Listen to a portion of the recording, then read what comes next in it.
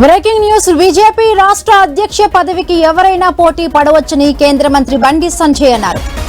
అధిష్టానం ఇంకా రాష్ట్ర అధ్యక్షుడిని ప్రకటించలేదని చెప్పారు. అధ్యక్ష పదవి రానంత మాత్రాన ఎవరు డమ్మీలు కాదని, ఎవరిని ఎక్కడ వినియోగించుకోవాలో పార్టీకి తెలుసునని చెప్పారు. ఎవరు ఉన్నా లేకుండా పార్టీ ఆగదన్నారు. అధ్యక్ష బాధ్యతలు ఎవరైనా అడగొచ్చని, కానీ అధిష్టానం పరిశీలించి నిర్ణయం తీసుకుంటుందని వెల్లడించారు. ఏపీ సీఎం చంద్రబాబు చెబితే అధ్యక్షుని నియమించే పార్టీ బీజేపీ కాదన్నారు. పార్టీకి వ్యతిరేకంగా ఎవరైనా సోషల్ మీడియాలో పోస్టులు పెడితే చర్యలు తప్పవని బండి సంజయ్ హెచ్చరించారు. అభ్యర్థిని ప్రకటించిన మాత్రాన మీతో డమ్మి మీతో ఏం కాదు కాబట్టి ఎవరితో ఏ పని అవుతుంది, ఎవరికి ఏ బాధ్యత తప్ప చెప్పాలనో అధిష్టానం నిర్ణయిస్తుంది. అధ్యక్షుని బాధ్యత కోసం ఎవరైనా అడగచ్చు. Bharatiya Janata party ప్రజాస్వామ్యబద్ధమైన party.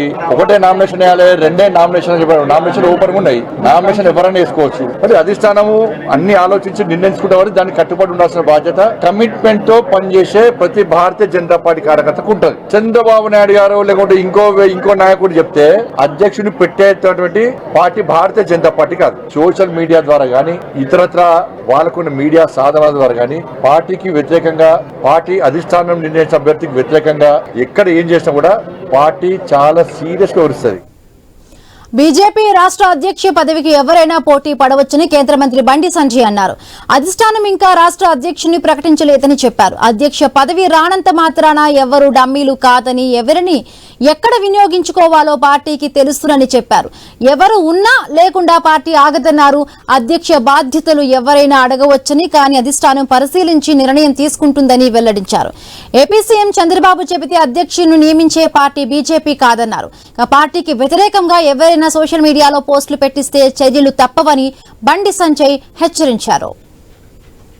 అభ్యర్థిని ప్రకటించిన మాత్రాన మీతో డమ్మి మీతో ఏం కాదు కాబట్టి ఎవరితో ఏ పని అవుతుంది, ఎవరికి ఏ బాధ్యత తప్ప చెప్పాలనో అధిష్టానం నిర్ణయిస్తుంది. అధ్యక్షుని బాధ్యత కోసం ఎవరైనా అడగచ్చు. Bharatiya Janata party ప్రజాస్వామ్యబద్ధమైన party.